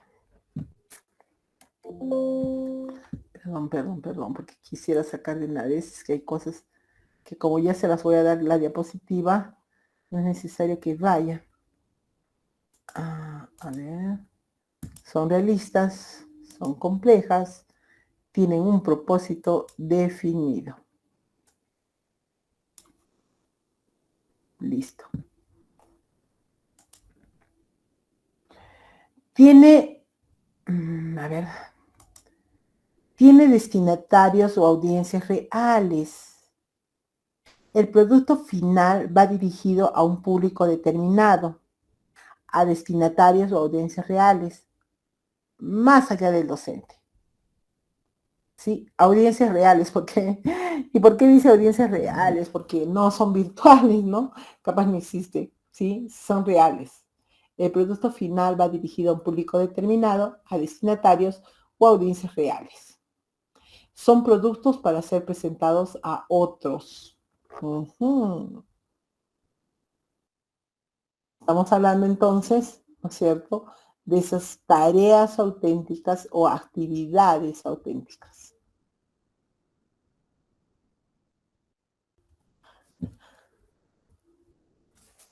Permite desempeñar determinados roles. Ponen al estudiante en situación de desempeñar determinados roles, similares a los que llevan a cabo las personas en la vida real. Entonces dice, se les pide proponer asumir el rol de periodista, por ejemplo, a otro de constructor, a otro de guía turístico, al otro empleado de una tienda, al otro moderador de un debate científico, de un debate científico, historiador o legislador, entre otros ejemplos posibles. Entonces, el estudiante puede desempeñar roles. Sería muy interesante esto, ¿no? A partir de las charlas que se les puede dar a los estudiantes, ¿no es cierto? Se les puede dar a los estudiantes y entonces ellos pueden asumir diferentes roles. Uh-huh. Muy bien. Incluye restricciones e incertidumbre, las tareas auténticas. Los problemas que se proponen incluyen dificultades, limitaciones o aspectos restrictivos ante los cuales los estudiantes deben poner en práctica su creatividad, conocimientos y habilidades para sortearlos. Como las actividades admiten más de un camino o forma de realización, los estudiantes deben valorar alternativas y tomar decisiones. Ujú. ¿Sí? Entonces, le pongo la actividad, le pongo la propuesta al estudiante. Entonces, él dice, ah, ya, yo tengo que hacer esto, esto y esto. ¿Sí? Entonces, fuera que están produciendo un aprendizaje autónomo, porque dice, yo tengo que hacer esto, esto y esto, ¿no es cierto? Entonces, está trabajando una tarea auténtica y estamos poniendo acá, por ejemplo, por qué es tan importante. Como las actividades admiten más de un camino o forma de realización, los estudiantes deben valorar alternativas y tomar decisiones. Ya les he dicho, plan A, plan B, plan C. La creatividad muchas veces surge como forma de enfrentar y superar las limitaciones de la realidad. Sí, es así. La creatividad muchas veces surge como forma de enfrentar y superar las limitaciones de la realidad. ¿Sí? ¿Y qué es la creatividad? Hemos dicho, ¿qué es la creatividad? Es la idea, ¿sí? La idea, una idea diferente, una idea que hasta ahora nadie se la ha visto. Eso es creatividad. Si queremos que nuestros estudiantes se perfilen, surjan, entonces tenemos que fomentar más la creatividad. Porque el estudiante sabe las necesidades de su entorno. Entonces puede proponer a esas necesidades. A partir de, ¿no es cierto?, de poder trabajar actividades auténticas o tareas auténticas.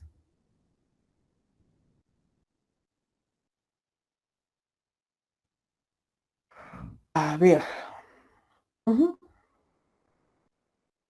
Cuenta con un repertorio de estrategias. Se trabaja varias estrategias. Requiere que los estudiantes pongan en juego un variado repertorio de estrategias. Investigar, ensayar distintas soluciones, consultar variedad de recursos, practicar, probar distintas alternativas, realizar ajustes y volver sobre sus producciones preliminares para refinarlas. ¿No? Entonces, requiere que los estudiantes pongan en juego varias estrategias. Y para que los estudiantes pongan en juego varias estrategias, ¿qué tiene que pasar? Conocer estrategias. Porque si no las conocen, no van a poder usarlas. Y todo dice un juego, un variado repertorio. ¿Quién le enseña estrategias a los estudiantes? Nosotros. ¿No es cierto? Entonces, pongamos barbas a remojo. A lo largo del proceso son importantes las devoluciones del docente para orientar y reorientar la tarea. ¿Qué quiere decir eso? Devoluciones del docente para orientar y reorientar la tarea. Está hablando de retroalimentación. Retroalimentación. ¿Sí? Eso es, ¿no? Ahí está la definición. La devolución del docente para orientar y reorientar la tarea. Tiene un periodo de tiempo de ejecución más o menos extenso. Miren todas las características de las tareas auténticas. Bastante característica. Debido a la complejidad generalmente que tienen las tareas auténticas, están pensadas para que los estudiantes las desarrollen durante un periodo de tiempo más o menos extenso, no de una sola vez. Entonces, una tarea auténtica tiene un periodo de duración más o menos de una unidad, ¿no es cierto?, o de un proyecto. No es que es una tarea de un día para una sesión. va más allá que eso.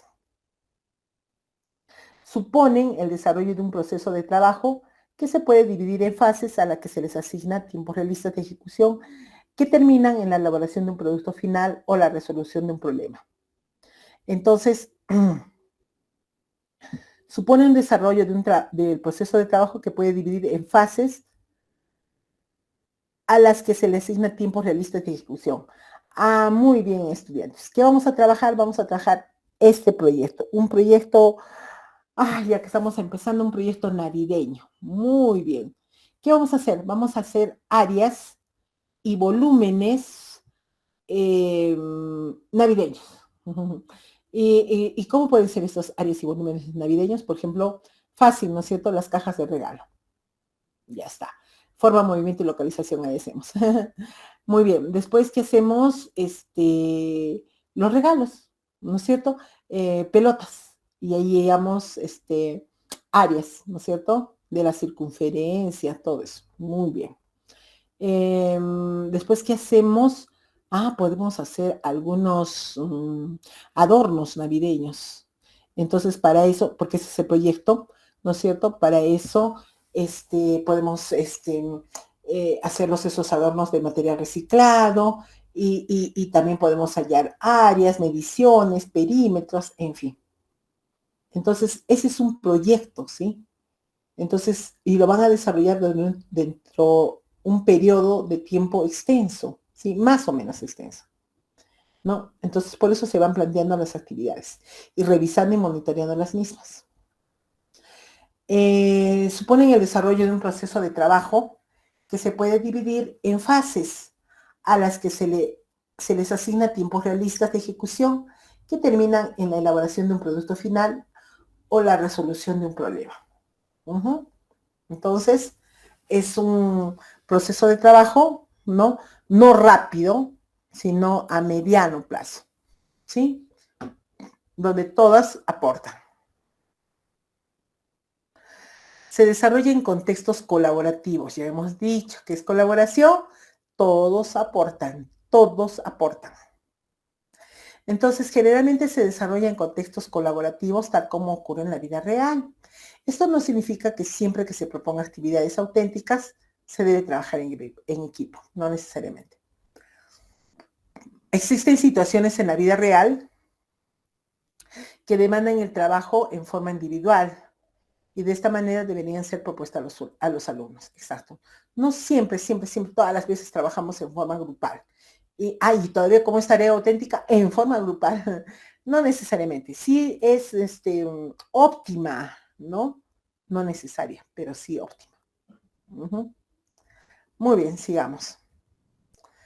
El siguiente cuadro sistematiza las diferencias existentes entre entre las tareas típicamente escolares, enciclopedistas, focalizadas en el conocimiento, y las tareas auténticas que promueven procesos de trabajo, el desarrollo de habilidades, el uso del conocimiento para resolver problemas con significado real y el trabajo colaborativo.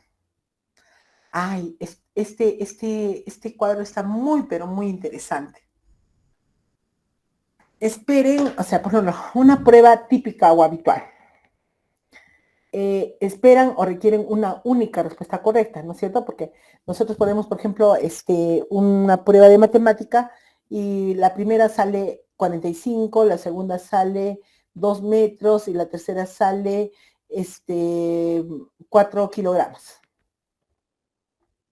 Entonces, no solamente una tarea auténtica es cuando, como dice, espero una única respuesta. No, pues, no es importante la respuesta si sale 45, 4 metros o 4 kilogramos. No, sino lo que importa, y como dice, requiere un producto de eso. Se evalúa el desempeño para que, o sea, el estudiante cómo llegó a ese producto y una justificación de vamos a decir, de las soluciones que no he encontrado. Esa es una tarea auténtica. Indicador de autenticidad. Se evalúa si el estudiante, ahora sí vamos a evaluar, si el estudiante puede explicar, aplicar, realizar ajustes o justificar sus respuestas. Y no vuelvo a decir, no solo si son correctas o no, sino saber cómo llegó a esas respuestas. ¿Sí? ¿Qué hizo para llegar a esas respuestas? A ver, otra diferencia entre pruebas típicas o habituales y las tareas auténticas. Las pruebas no pueden ser conocidas con antelación por los alumnos para que se garantice pues la validez de esas pruebas. Uh-huh. En la tarea auténtica te dice, no, el producto o desempeño esperado es conocido con mayor antelación posible.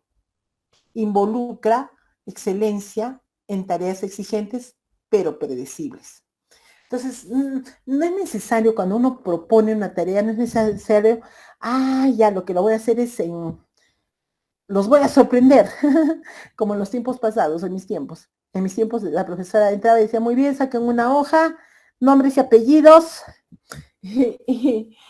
examen. Pero si nosotros, señorita, no nos dijo examen, no importa. Hoy día he amanecido molesta y todos dan examen. ¿Listo? Entonces, no es necesario, no es necesario. Nosotros ya damos a conocer, vuelvo a decir, la rúbrica o la lista de cotejo diciendo en qué puntos van a ser evaluados, ¿no es cierto? Y no, vuelvo a decir, solamente no decirles a ellos nada, tomarles de sorpresa. No es necesario, no es necesario. Entonces, un indicador de autenticidad son las pautas y criterios con que se juzgará el trabajo, son predecibles y conocidas. Es lo que hemos dicho. Muy bien. Otra prueba, porque está muy interesante esto, ¿no? Carecen de un contexto plausible y de restricciones o limitaciones realistas. Entonces, esas son las pruebas normales, las típicas, ¿sí? Carecen de un contexto, de restricciones, limitaciones realistas.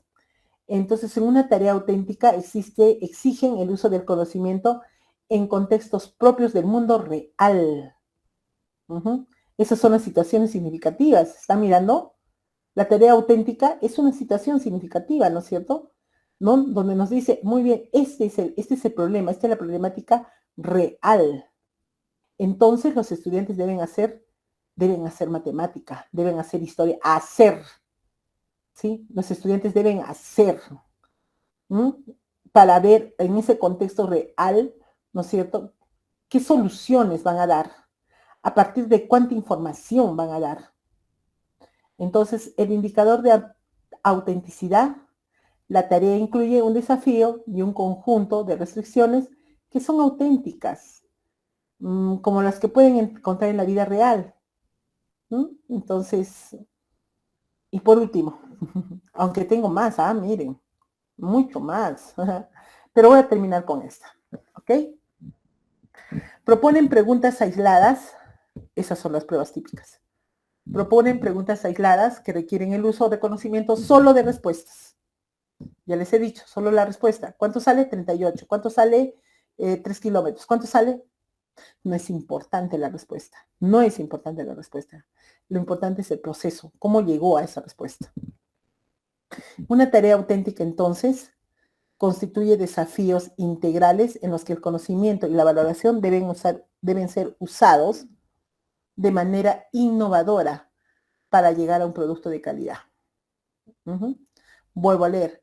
Constituyen desafíos integrales en los que el conocimiento y la valoración deben ser usados de manera innovadora para llegar a un producto de calidad. Entonces, las tareas auténticas, ¿sí? En primer lugar, son desafíos integrales. ¿Y qué quiere decir? Ya les decía, ¿no? Las experiencias de aprendizaje, por ejemplo, tienen tareas auténticas. ¿Por qué tienen tareas auténticas? Porque no solamente hablan de un solo producto para el área de comunicación, sino es un producto integrado. Va más allá, ¿bien? Un producto para comunicación está fácil. Un producto para matemática es fácil. Pero un producto para comunicación, matemática, ciencias, DPC, ciencia, tecnología y salud, ahí está más difícil, ¿sí? Entonces, un desafío integral, como dice, en los que el conocimiento y la valoración deben ser usados de manera innovadora para llegar a ese producto integrado, por ejemplo. Entonces, el indicador de autenticidad, la tarea es multifacética, porque vamos a trabajar varias áreas, no rutinaria desde ya, aun cuando haya una respuesta correcta, entre comillas, requiere clarificar o definir el problema, realizar intentos, equivocarse, realizar ajustes, adaptarse a una nueva situación. Por eso yo les digo, no es solamente que nosotros demos una respuesta correcta, ¿sí? Sino que por qué doy. En este momento, claro, en este momento no es necesario, vamos a decir, dar respuestas correctas, también incorrectas, porque hacemos retroalimentación, ¿no? Claro, en el examen sí es necesario todas las correctas, pero eso viene a partir de la práctica que nosotros vamos a hacer. Muy bien, este tema de tareas auténticas es un tema del, del nuevo del nuevo módulo 2, ¿sí? ¿Ya? Ya lo hemos dado hoy día, de hecho que va a venir otro tema, no crean que se va a repetir, no, hay muchos temas para dar, pero estos temas, por ejemplo, tareas auténticas, no es algo que se les pide en la balota, va más allá. Criterios de evaluación es lo que vamos a tocar, no pide la balota de ustedes, sino va más allá, esos ya son temas del trabajo en sí. Pero sí, nos pueden preguntar, ¿no es cierto? Porque ese es nuestro diario, retroalimentación, ¿no? Criterios, valoración de la evidencia, o sea, hay bastante, ¿no es cierto?, de qué hablar ahora en este nuevo módulo. Muy bien, muchísimas gracias entonces. A ver, creo que ya es hora, no lo sé. Así ya es hora. Muy bien. Yo les paso esta diapositiva. Sí, yo les paso esta diapositiva. Bueno, espero vernos. Nos falta mucho todavía, por favor, no se confíen, nos falta mucho, ¿sí? Para que tengamos ya mucho más claro todo lo que es la teoría. Y bueno, después vamos a pasar también a casuística.